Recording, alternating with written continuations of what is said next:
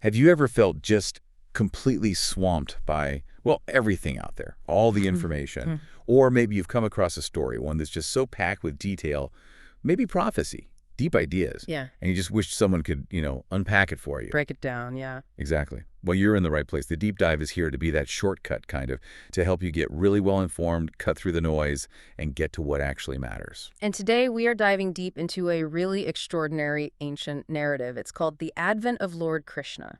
Okay. And we're focusing specifically on the incredible high-stakes events that really meticulously set the stage for his birth. It's quite a cosmic drama. Sounds fascinating. And our journey today, it's based on excerpts from this text, The Advent of Lord Krishna, right? So it gives us a direct look into this foundational story. That's right. Our mission, then, is to navigate this, complex tale, uncover the surprising details, explore these really profound philosophical bits, and just grasp the weight of the drama here. Get ready to understand what's really key in these powerful sources. Okay, let's dive in. So let's start with this picture of a world in distress, a sort of cosmic call for help, for intervention. Yeah, the source, it kicks off by describing Earth itself, literally groaning under the weight of what it calls demoniac kings. Demoniac kings. Right, rulers who were basically just posing as royalty, but their actions were causing huge problems, perturbation, suffering across the whole planet. Wow, that's a strong start. It is, and it paints this powerful image. Earth, personified as Bhumi, actually takes the form of a weeping cow. A weeping cow. Yeah, tears streaming down her face. And in this form, she approaches Lord Brahma to tell him about all these calamities. It's not just poetry. It really sets the stage for, everything that follows. Okay, so Bhumi pleads her case to Lord Brahma. What does he do? Well, Brahma, seeing this deep distress, he doesn't waste any time. He immediately travels to this distant ocean of milk. Ocean of milk, literally. Cosmically speaking, yes. It's described as this vast ocean where Lord Vishnu resides. And Brahma isn't alone. No, all the major demigods, even Lord Shiva, they all go with him. And Bhumi herself, the earth in her cow form, she's there too. It's quite the cosmic delegation. The delegation to an ocean of milk. Got it. And the source even adds these interesting little details, about other unique oceans on different planets, like oceans of oil or liquor. Huh. Okay, fascinating side note. So they arrive at the ocean of milk. Exactly. And the assembled demigods, they offer this traditional, powerful prayer, the Puru Sukta. Puru Sukta. Yes, they offer to Lord Vishnu, who in this specific form is known as Kanoda Sakashai Vishnu. He's the one reclining on that very ocean. It's a classic way to appeal to the Supreme. Okay, so they pray. What happens next? How does Vishnu respond? Well, this is where the communication gets really unique. After this powerful prayer, there's nothing. No immediate, obvious response. Apparent silence, yeah. Instead, Lord Brahma personally sits down in deep meditation. And the source tells us that the message, Vishnu's response, it was transmitted directly into Brahma's heart. Into his heart, not spoken. Directly into his heart. What's fascinating here isn't just the message was sent, but how it was received. It's actually a foundational concept in Vedic knowledge transmission. Oh. The Srimad Bhagavan text specifically says, Tene Brahma hiyadya adi kavaye, which basically means this transcendental knowledge was given to Brahma through the heart. Wow. So he received it internally, directly, and then he broadcast that message out to all the other demigods, letting them know the plan. All right, so what was the plan? What was this divine decree? The message was pretty clear. The Supreme Lord himself would appear on Earth very soon. Okay. And he'd be bringing his supreme powerful potencies with him. His mission, it was twofold.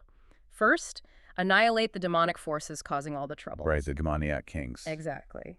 And second, to firmly establish his devotees, the righteous people.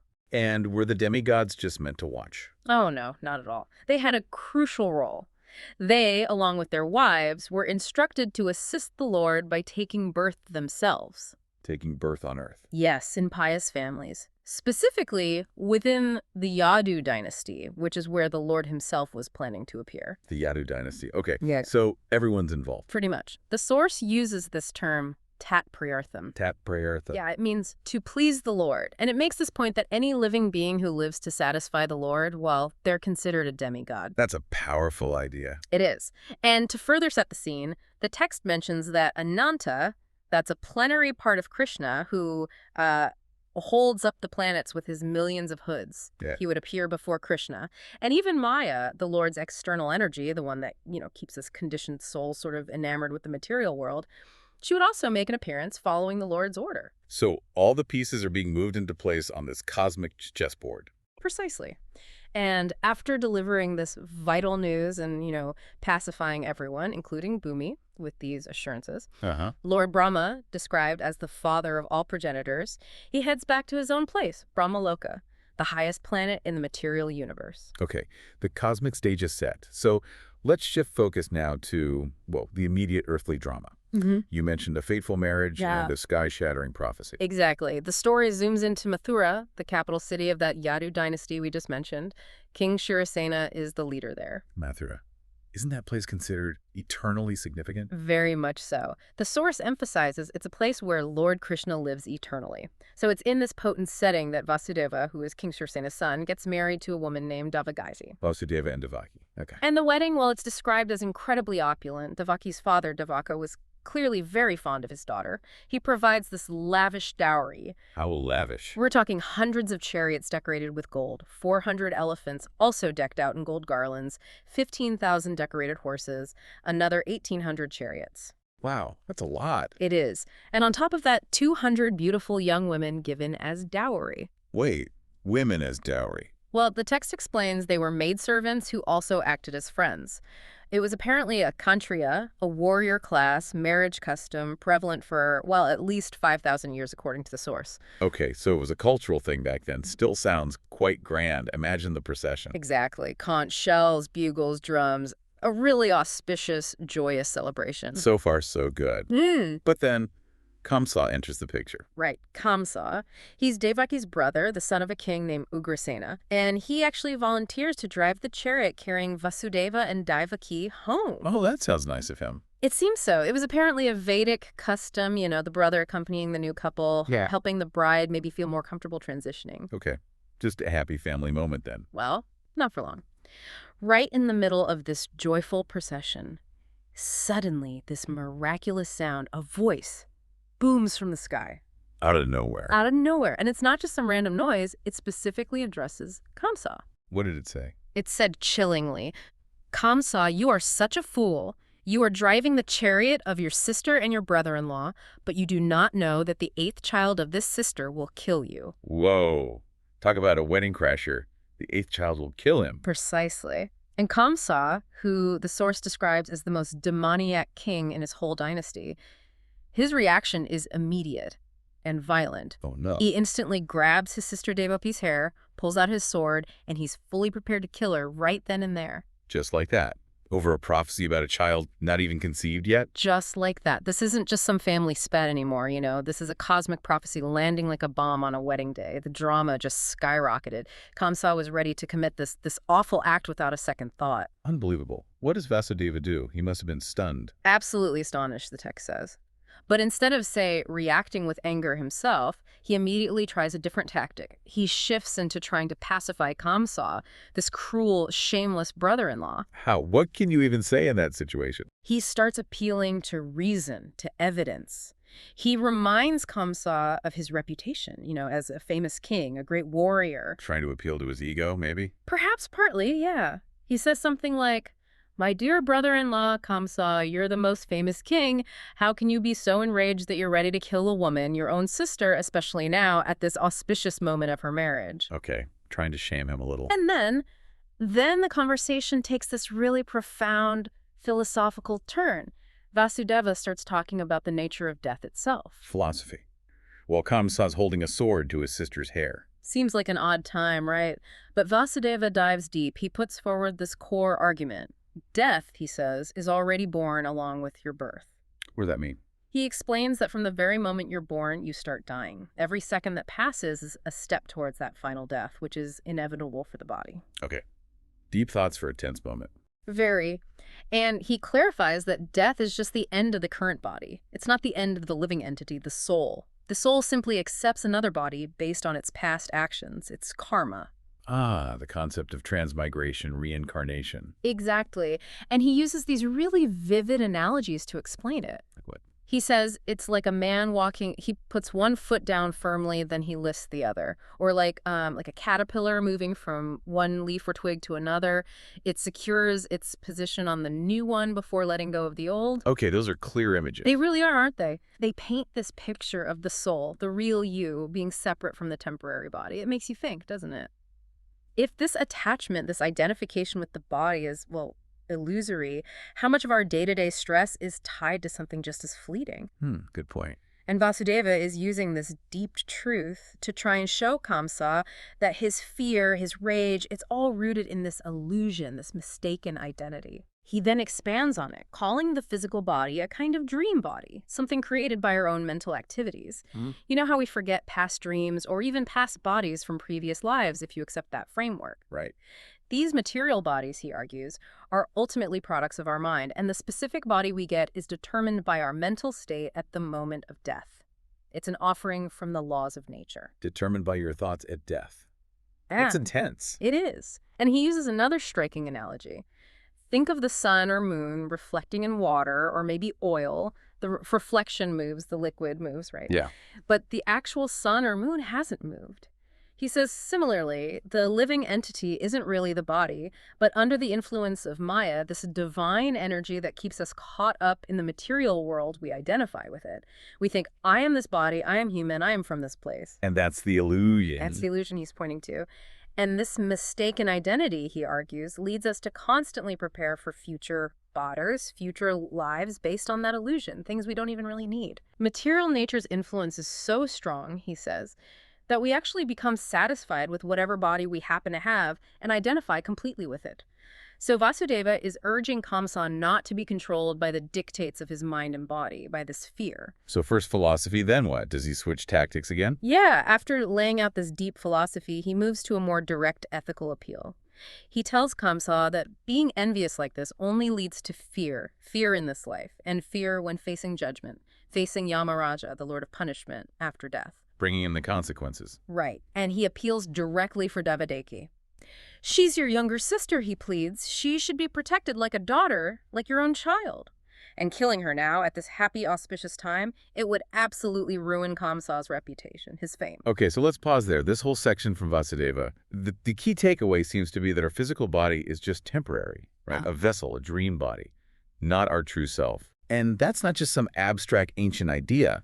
It really challenges how we view our own mortality, our problems, suggesting real freedom comes from, like, detaching from that illusion. Precisely. It's a profound argument, but despite how logical, how deep Vasudeva's words were, Kamsa remains completely unmoved. He's still not convinced, even after all that. Nope.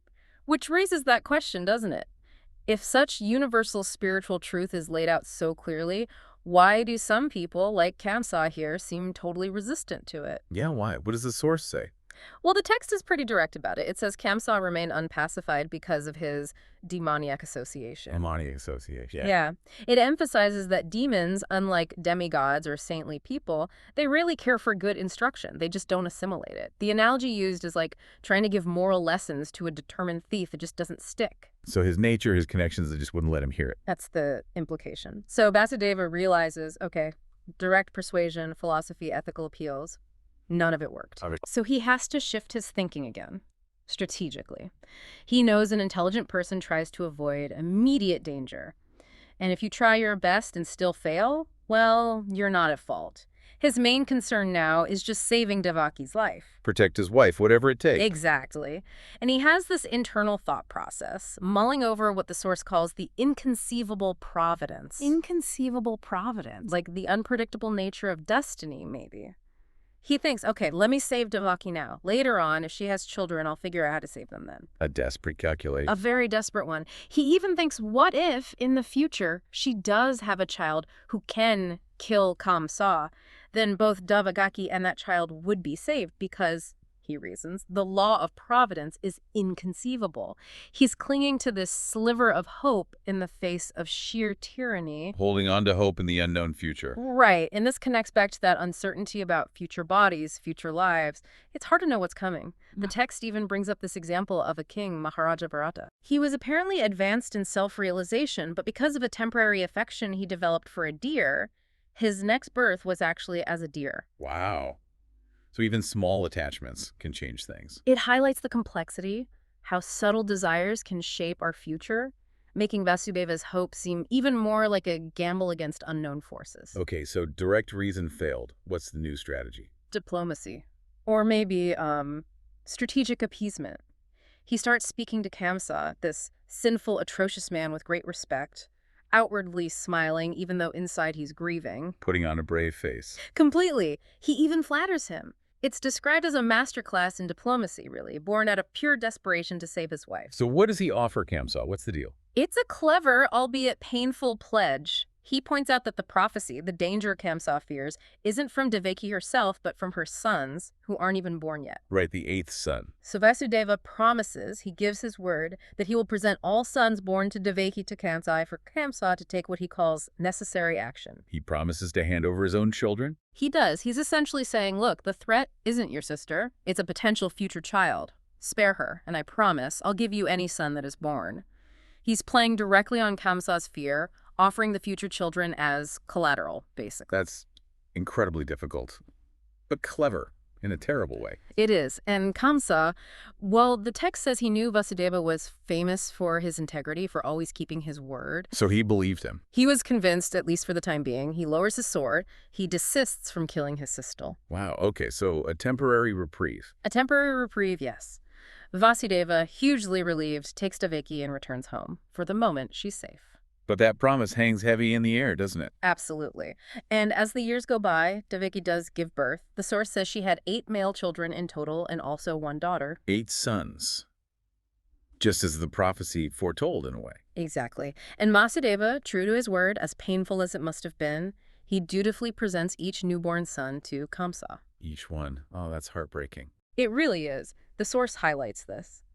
Vasudeva was renowned for his word of honor, and he felt he had to maintain that reputation, even through immense personal suffering. It really shows that contrast you mentioned earlier. Definitely. Between a saintly person like Vasudeva, willing to endure misery to fulfill a duty or a promise, and a demon like Kamsa, who acts purely out of fear and self-interest, never hesitating to do terrible things. So what did Kamsa do with the babies? Did he kill the first one? Surprisingly, no, not initially. When Vasudeva presented the first son, Kamsa actually showed a moment of, well, maybe calculation more than compassion. He said something like, I'm only afraid of the 8th child. You can take this one back. He gave the first baby back. He did, return him to Vasudeva. Did Vasudeva trust that? Did he think Kamsa had changed? Not for a second. Vasudeva's distrust was absolute. He knew Kamsa's nature, atheistic, uncontrolled. Such a person, Vasudeva believed, could never be truly firm in their word or their decisions. Right, you can't trust someone like that. Exactly. It lines up with teachings from figures like Chakyapatita, the ancient Indian statesman, who basically warned never to trust people ruled by their senses and whims. Vasudeva knew Kamsa could change his mind at any moment. And things were about to get worse, weren't they? You mentioned a sage, Narada. Ah, yes, Narada Muni. Right when things seemed maybe possibly stable, even with Vasudeva's distrust, the great sage Narada arrives on the scene. Okay, what's his role here? Well, Narada learns about Kamsa letting the first child live, this sort of temporary compassion. But Narada, the text suggests, was actually eager to speed things up, to accelerate the process of Lord Krishna's appearance. He wanted the confrontation to happen sooner. It seems so.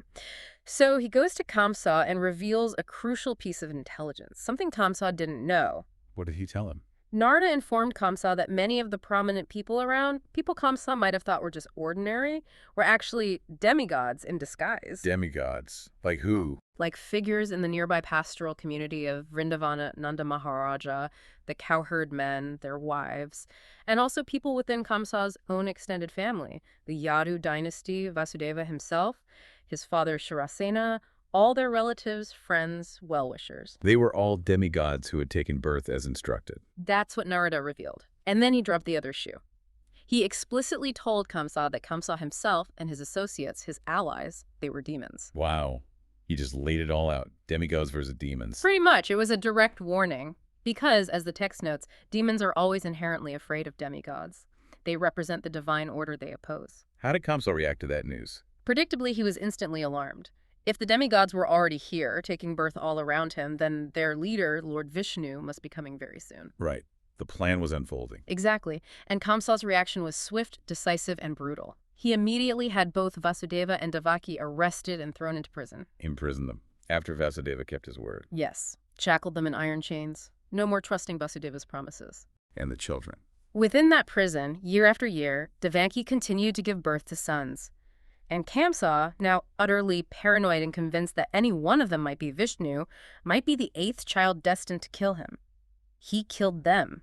All of them. He systematically killed each male child born in that prison one after another, 6 in total after the first one was initially spared. That's horrific. It is. The source adds the historical note here, saying this kind of ruthlessness, royals killing family members for power or out of fear, sadly isn't unheard of.